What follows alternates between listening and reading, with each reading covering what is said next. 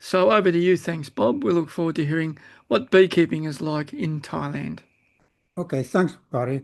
Thanks, everybody, for logging in to listen to my talk. It's nice to be back again. I hope to be in Australia sometime much later this year and maybe meet some of you at one of the in-person meetings that Barry holds. Most of you know me, so I won't go into it in detail. I researched varroa at University of Melbourne and bee genetics with JP Shearlink, which I found really interesting. And JP was a really excellent person to work with. So I really enjoyed that period in my life. I've been living in Thailand for 7 years now. Most recently, because I can't keep bees in Thailand, partly because I live in a condominium, but partly because around the whole of central Thailand, where Bangkok is, it's just too hot to keep mellifera and they all die out. So it's anywhere within 200, 300, 400 kilometers of Thailand, you can't really keep mellifera bees. My most recent work was with the American Aid Agency, USAID, and I worked all over Africa, Nepal, Georgia, Lebanon with them on short stints. Unfortunately, last February, the week before I was due to go to West Africa, Elon Musk closed it down. So I think that phase of my life is now over. Well, it is definitely over doing volunteer work with USAID. They didn't pay me, but they were very generous. I mean, they provided translators, airfares, hotels, car drivers, everything. So it didn't actually cost me anything, but I certainly didn't pay any money for it. That work I did in Africa and so on, I've really found rewarding and really, really interesting. And I really appreciate the opportunity USAID gave me for that. I've published 3 books on beekeeping, 2 of which I co-authored with JP. Our latest book, Beekeeping Success, Start Right, Grow Strong Colonies and Harvest More Honey, is available now in the US and it'll be available later in the year in Australia. They delayed publishing in Australia, so it's just a couple of months before the start of the beekeeping season, so when more beekeepers are interested in buying honeybee books. I hope that's a successful book. This is a topo map of Thailand. Thailand has 3 seasons: hot, which we're in now, hot and humid. The rainy season starts in about April, and in April it cools down quite a bit, and people look forward to the rainy season. It rains about every other day for about an hour in the afternoon. So although it pours down, you just sit it out. And then about November, the rainy season comes to an end and you're into the cool season, which is between about November and February.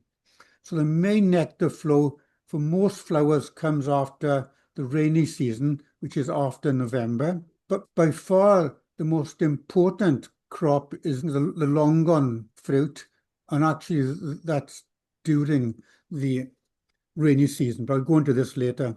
There's flowering plants all over Southeast Asia, South Asia, all year long. So colonies rarely go dormant like they do in Australia and Europe and America.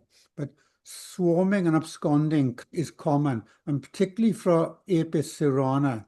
Apis cerana, very jittery bees, and they can swarm very easily just by opening the hive. But if you look at the topo map of Thailand, at the top is town of Chiang Mai, and that's in the mountains, and that's quite cool up there. That's a major beekeeping area, and in particular, it's the only part of Thailand you can keep Apis mellifera in. The rest of Thailand is too hot. If you go down to central Thailand now, it's very hot and humid all year north of Bangkok. It gets cooler between about November and February. You might be able to keep mellifera there then, but the rest of the year you can't keep it. But Bangkok, unfortunately for me, is in the hot and humid plains of Thailand, so I can't keep bees here. There are some mellifera bees at Chulalongkorn University, but I think they struggle to keep them going. Most of the research on bees is done north in Chiang Mai, in particular at the University of Chiang Mai, which is a leading research center for bees in South Asia. The honeybee species in Thailand. Thailand is one of the most diverse honeybee populations in the world. As most of you know, the honeybee species as a whole probably started in Borneo many thousands of years ago and spread from there. The main local bee is Apis cerana, which is kept in traditional hives, which I'll show you a photograph of later. Apis cerana is kept all over the country. It's just everywhere. So I see them in the local parks when I go for a walk. Apis mellifera, the European honeybee, which is the predominant one used for commercial beekeeping because it doesn't abscond. You can more easily take it around the country for migratory beekeeping. It was introduced into Thailand in the 1940s. The giant honeybee, Apis dorsata, is wild and migratory. Now, Apis dorsata and Apis laboriosa are the two giant honeybees. I'll explain the difference. Apis laboriosa was mainly found in the Himalayas and around there. It was recently discovered in Thailand in 2022. One of the differences between dorsata and laboriosa is dorsata can build nests under branches of trees. So you see a tree with the nest under it. Laboriosa is more found on cliffs. Okay, when you see the honey hunters of Nepal, that's the laboriosa nesting up against trees. It's not a 100% rule, but it's quite a strong indication of the two preferences. Another bee whose honey is popular in Thailand is Apis florea, the red dwarf honeybee. Their nests are only quite small, hanging on the branches. They are harvested for honey, not very much, but it is a popular honey, but expensive. The last species is Apis andreniformis, the black dwarf honeybee. I never found any reference to that being harvested for honey. And over 35 species of stingless bees are known in Thailand, although there are almost certainly a lot more stingless bees. Honey is harvested from these 4 species, and their behavior in the wild or in colonies is very different. So each of the 4 species, the beekeepers need to tackle harvesting in quite different ways. Cerana and mellifera are in managed colonies, whereas dorsata and the small florea are found in the wild hanging from branches. Those are the 4 main sources of honey, but mellifera is by far the biggest one because it's easier to manage and you can use it for migratory beekeeping. Apis cerana is more attuned to the climate, but they don't collect as much honey and they're very jittery and very likely to abscond when you open. The key plants bees forage on Thailand, and starting from the left at the bottom and working our way around anti-clockwise, the longan is the major commercial honey source, which is found in the mountains around Chiang Mai. Something like, I don't know, I'll make this up, 95% of all the sold honey commercially in Thailand is longan, and certainly for export, longan honey is the major export one. If you follow the pictures around, lychee honey is popular here. The next slide, rubber tree plantations produce quite a lot of honey, and bees like there. Sunflower seeds north of Bangkok, there are vast acres of sunflower in the right season. Okay, fortunately in the colder season, where you can migrate mellifera to them. Up on the top right is forest honey. Unfortunately, Thailand has a very diverse floral population, so it is good for wild honeybees. And on the top left, the sesame seeds plants is quite widespread, and that produces a lot of honey as well. But by far the majority is the longan honey, which is 90–95% of exported honey and the main one that most people buy for the taste. The figures are rough because Thailand doesn't keep track of honey production that well, and the smaller farmers certainly wouldn't indicate how much honey is produced. So we believe 10 to 12,000 tons of honey are produced annually. As a reference, Australia produces 20 to 30,000 tons of honey. It's nowhere near the big ones in the world, but it's still a significant amount. But there's probably an awful lot of honey made by small-time rural beekeepers and sold in local markets. Everywhere you go, you see small-time beekeepers selling honey. The main exports are to Taiwan, the US, and Indonesia, but I'll go into more detail with that later. And we do import some honey from Vietnam and China. The problem with Thai honey, as I'll explain later, is the problem of pesticides. I certainly wouldn't eat it, and getting an organic certification would be a far-off dream. And there's a concern about adulteration as well. Thailand isn't the most honest place. Like, I left my eyeglasses at a coffee table a couple of days ago, went to the counter to buy a coffee. When I came back, somebody stole my eyeglasses. You know, oh well, so I had to buy a new pair. Thais on the whole, it can be quite honest, but in some ways, I think adulterating honey they wouldn't think twice about it. As I said, the main flowering plant is longan. Red dwarf honeybees in small quantities make a wild bitter honey, but people do like it. You know, but it's very artisan. It'd be out of the budget of most people. I didn't appreciate it when I lived in Australia or Britain or anywhere. Even though Thailand is a sort of advanced economy of very educated people, they still believe in things like spirits. My friend's brother got killed in a car accident, and his spirit is still on the road there and inhabiting the apartment he used to live in. And this affects the way they eat food and where they get food. And although you may know a Thai person and know their first name, like a person I know is called Noi Sonthanen. Noi is only a nickname. Every Thai person has a nickname, and that's all they're known by, even in work, because when the baby is born, the spirits want to steal the baby. So even though they've got a real name, in my friend's case, Ankahana, the Ankahana is on the birth certificate, but it's never mentioned again because they want to put off the spirits from stealing the babies. So they only ever use the nickname in everything.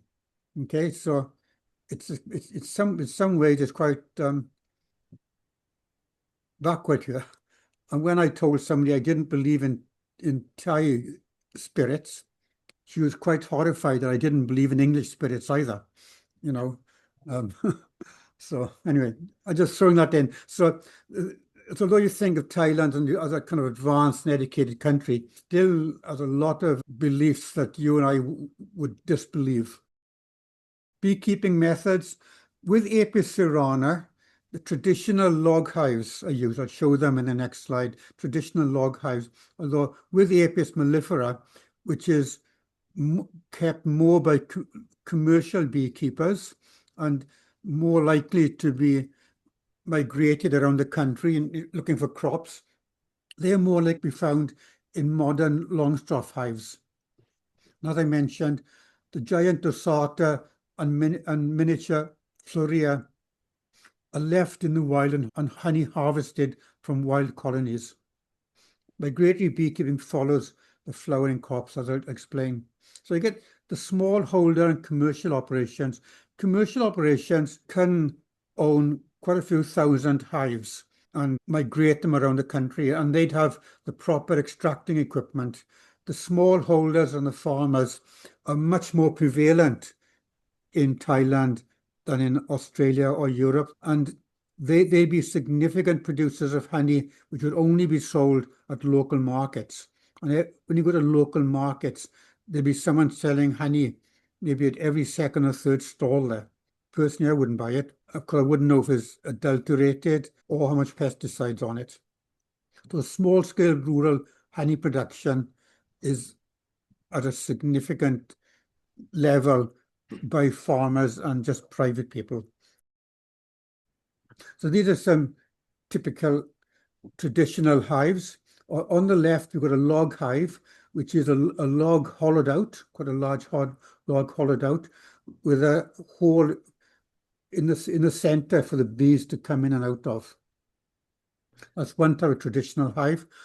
On the top right now, we've got what's called a plank hive, which is 4 planks just nailed together.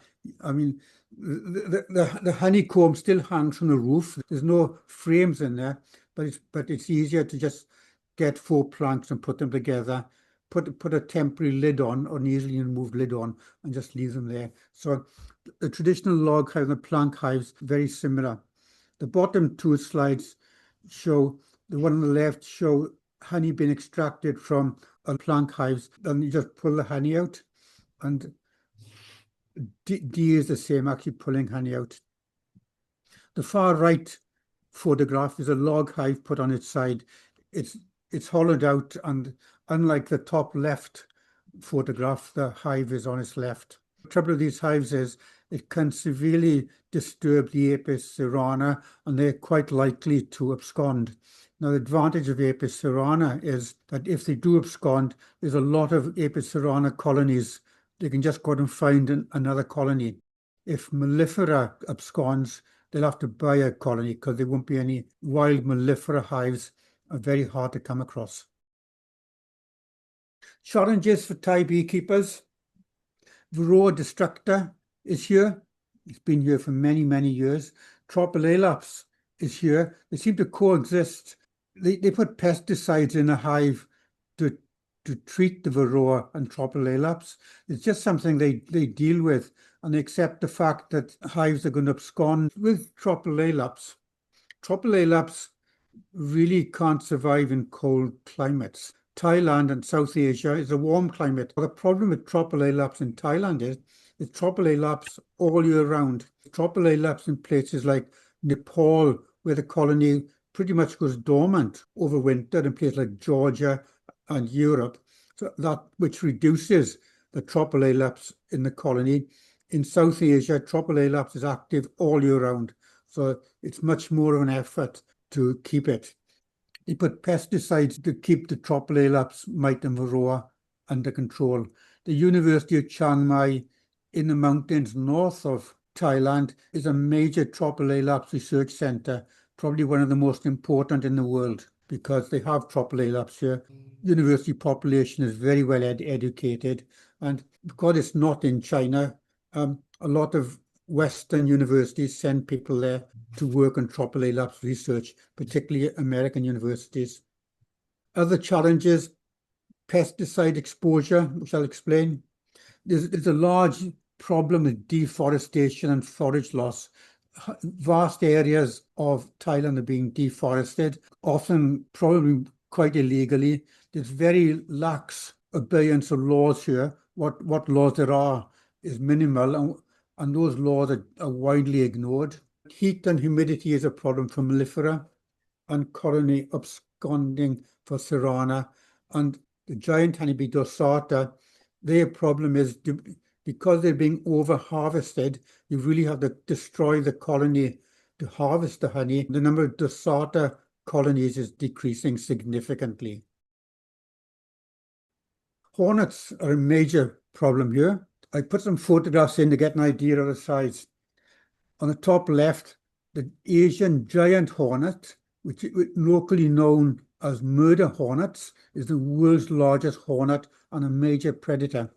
They just sit outside or fly outside the colony, catching returning bees and just devouring on the spot. The way they try and deal with it is either they get a cheap beekeeper who stands outside swatting them, or they put sticky paper on the roof. So when the giant hornet lands on it, it just sticks there. To stop them going in and eating larvae, they have very, very small entrances to the colony. They put a kind of metal grill in to stop it going in.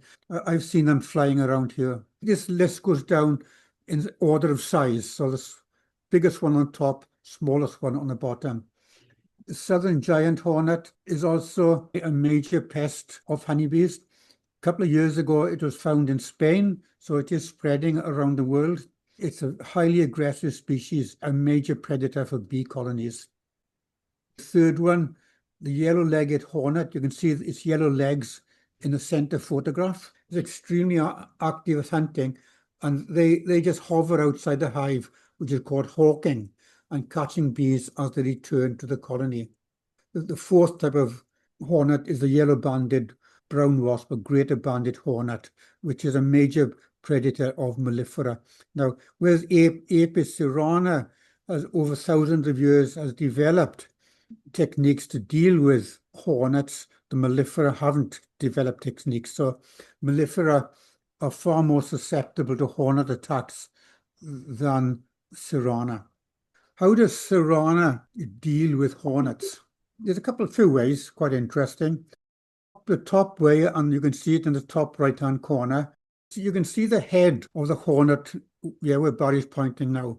When a hornet lands at the entrance to the hive, a lot of bees just form a ball around it, start shivering or shaking their muscles to heat it up, and that really cooks the hornet and kills it. So they developed this very effective technique of managing hornets that land at the entrance. Another interesting method in the center paragraph, studies have shown that threatened Asian honeybees start making noises, fear screams, to warn other bees of the attack. And when there's hornets around, cerana realizes hornets outside. They don't come out of the hive, they just stay in the hive and wait for the hornets to disappear. There's a Japanese man I met who was very successful at keeping bees in Japan, keeping cerana, and he seemed very credible. He takes a personal interest in the welfare of his colonies, like we all do, but he takes it a lot further. He swears that when he's walking towards his bees and it's under attack by hornets, that the bees come and tell him they're under attack. I'm not sure it's saying that's true or not, but he said if he's walking towards his cerana colonies, the bees come and tell him it's under attack. Take that as you will. Another interesting method on the bottom is, I knew the scientists in Canada who discovered this, that cerana cover the entrance to their hives with buffalo feces, and that, we believe, it disguises the smell of honeybees, and that puts off the hornets detecting the entrance to the hive. Cerana spend a lot of time smothering the entrance of hives with buffalo feces to put hornets off. And I believe, I don't know, that it probably masks the smell of the bees, so the hornets have a more difficult time finding the colony. The market for Thai honey, Longan honey is a major export product. It's probably 90% of all exported honey. 10,300 tons in 2023, which brought into Thailand between 24 and 27 million US dollars. In a market, honey would sell for about 3 to 5 Australian dollars per kilo, or the high quality Logan honey is about $10 per kilo. In the top paragraph, if you divide 10,300 into 25 million US dollars, that comes to about 4 Australian dollars per kilo. So those figures which I got off the web are about right. But I think there's a lot more than that made by small-scale farmers and sold in the markets. July to October is the peak harvest season up in the mountains around Chiang Mai for Logan honey, which is kind of unusual because July to October is the rainy season, whereas most honey from other floral plants is harvested at the end of the rainy season, which is about November to February. Thailand, the second largest producer of honey in Southeast Asia after Vietnam. But if you look at its ranking globally, it's way, way, way down. It's nowhere near China, which produce like 15 times as much honey. But organic certification is a major issue going forward. If you look at how much honey is collected per hive, the traditional log hives produce about 3 to 5 kilograms of honey a year, not very much at all. Whereas commercial hives produce probably about 5 to 20, more like 20 kilograms of honey per year. And there's 2, possibly 3 harvests a year of honey.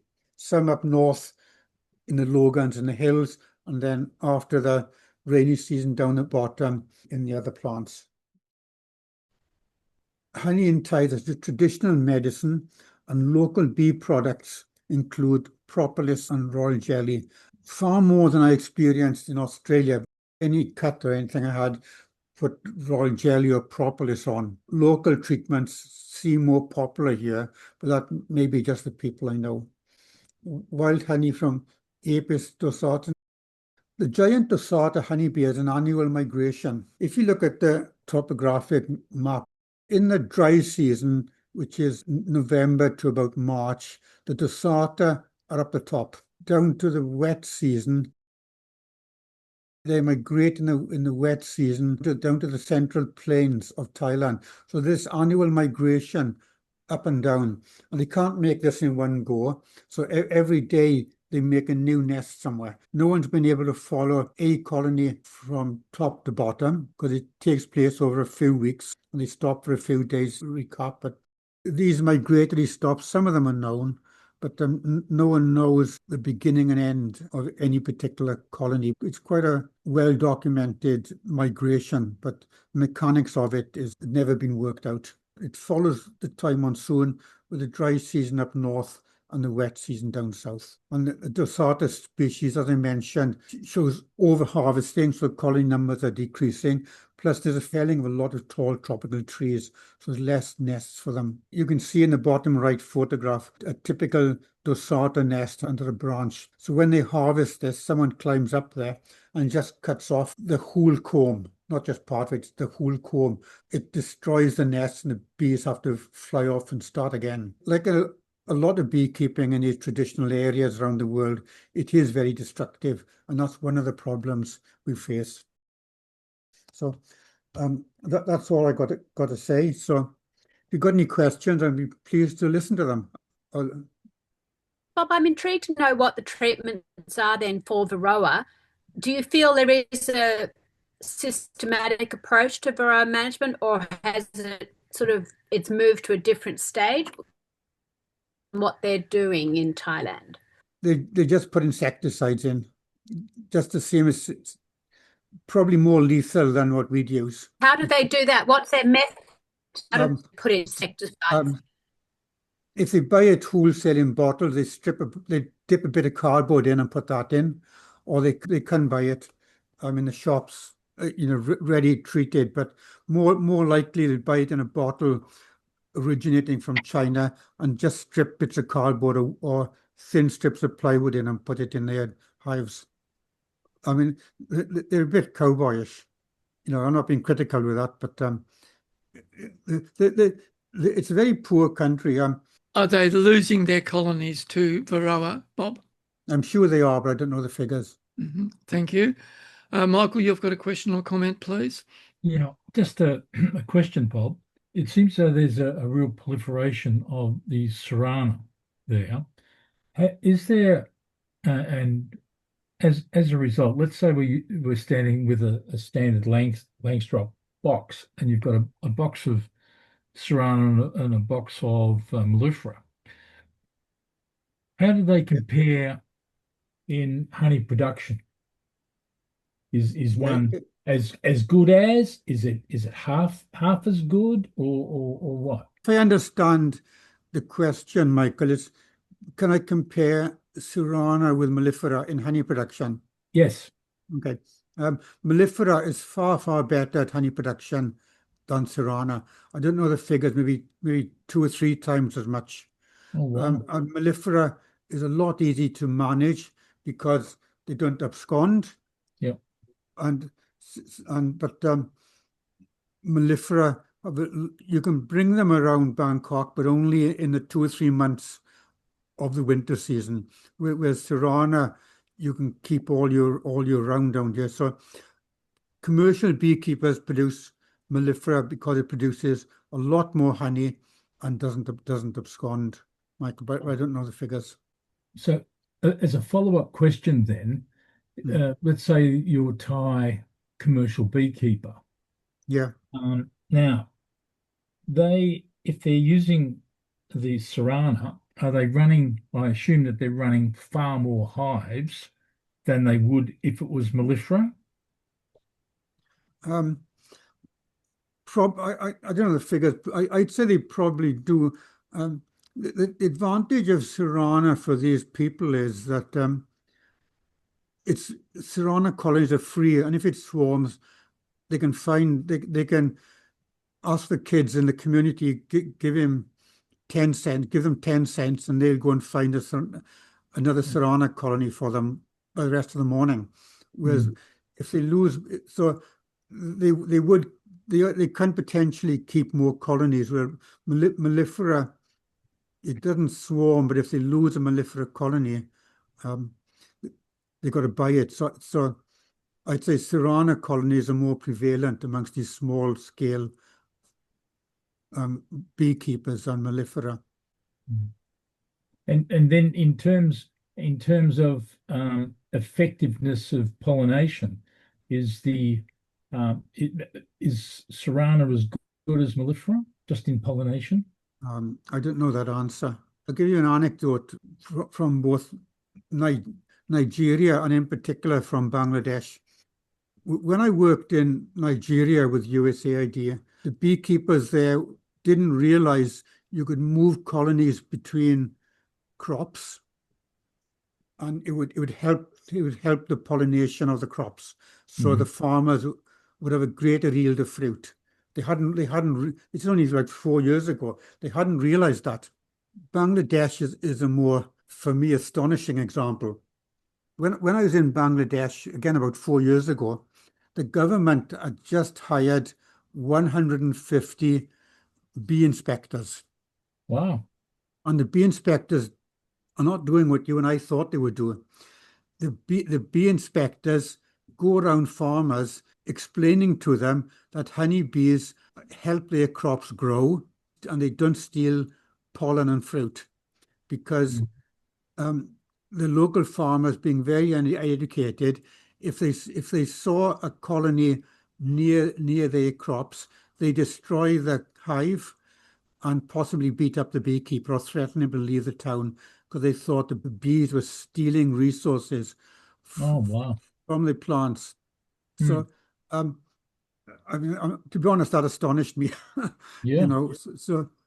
So you're not so you're not looking at the same level of understanding with these people. In income, more than 60% of Thai people have to live off $15 a day. They're very impoverished. So to earn $5 or $4 for a kilo of honey is a major contribution to their income. It's a funny country. Before I came here, I thought it was a third world country, okay?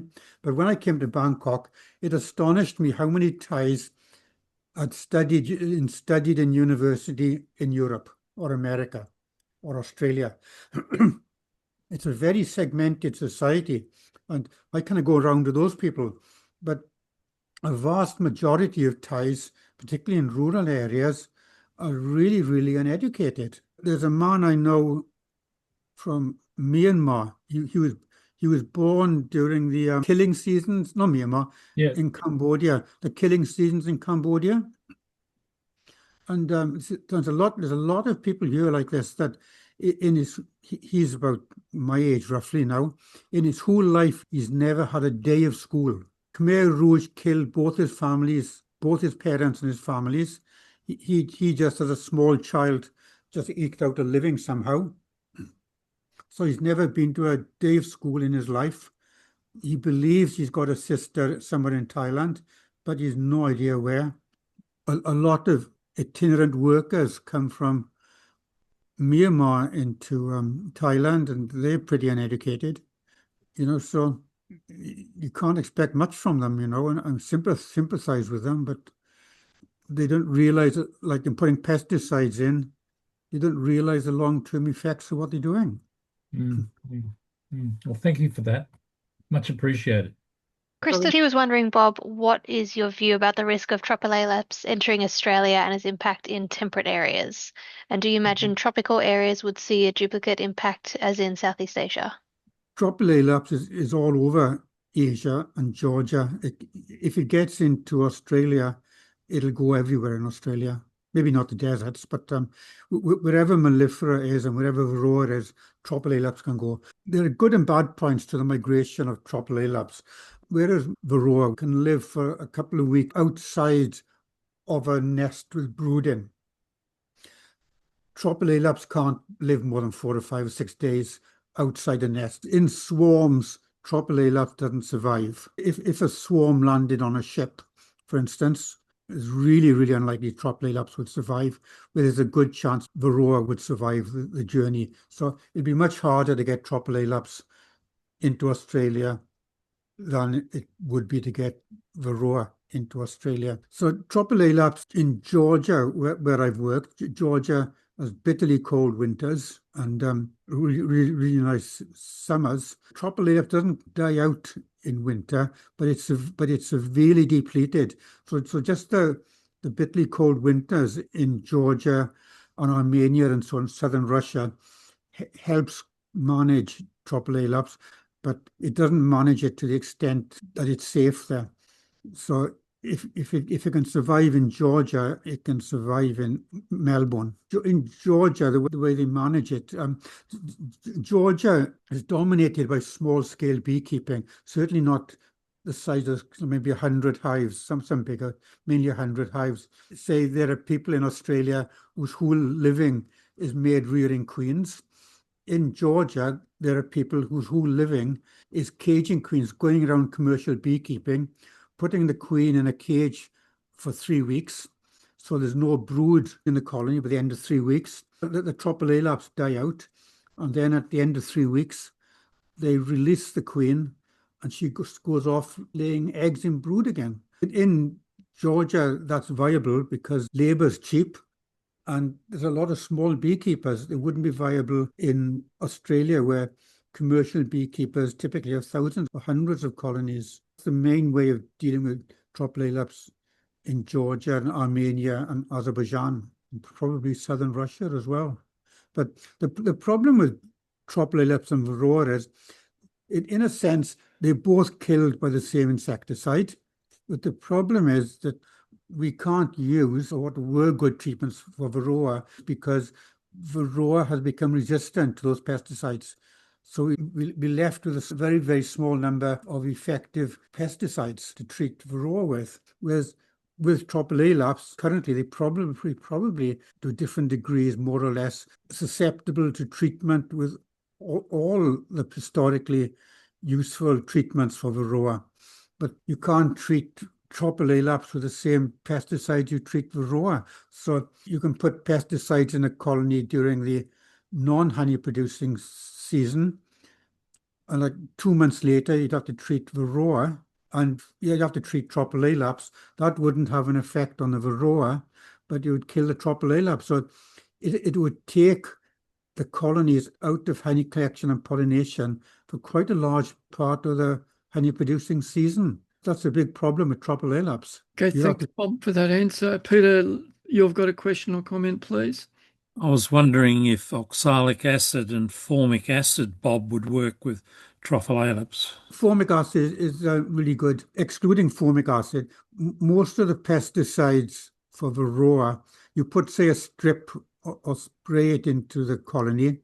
It goes on to the bee, and it's the miticides on the body of the bee as the bees walks around, distributes the miticides around the colony, and varroa spends quite a bit of its life, maybe a few days of its life, on the body of a bee.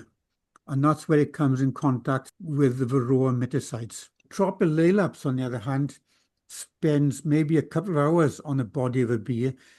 It doesn't survive on bodies of bees for long. It's just a temporary resting place for an hour or two. It moves around the hive by walking along the surface of the comb. And on the surface of the comb is not how miticides for varroa are currently distributed within the hive. The way you kill varroa today by putting miticides on bees, so the varroa comes in contact with the varroa on the bee's body, tropilaelaps, because it spends its time on the surface of the comb, doesn't come in contact with miticides in the same way.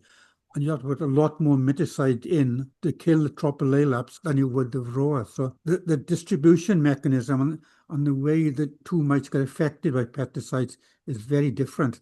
Now, with formic acid, as you mentioned, so that's the surface of the colony where the bees walk around. Formic acid is one of the few chemicals that will be transferred through the sealed cap of brood into where the pupae is. So formic acid is a good treatment for tropilaelaps in that it'll go into the cap pupal cell and kill tropilaelaps. That's a good treatment for it. Thanks, Bob. I've just got one question myself. I think you know that recently Auckland has got the yellow-legged hornet. Yeah. I was just wondering what your thoughts were, Bob, about the probability that we might get that in Australia, either from New Zealand or by the same means that they've got it apparently about 6 months ago. All of the hornets are spread from China or somewhere. People keep pointing a finger at China to Europe, probably on containers on ships. It can spread around the world on containers, and they've been found in America, around Washington, Seattle. So there's a chance in the future it'll end up in Australia as well, by container or on a plane. In the chat, thank you from everyone to Bob for sharing all his knowledge and time. Thank you.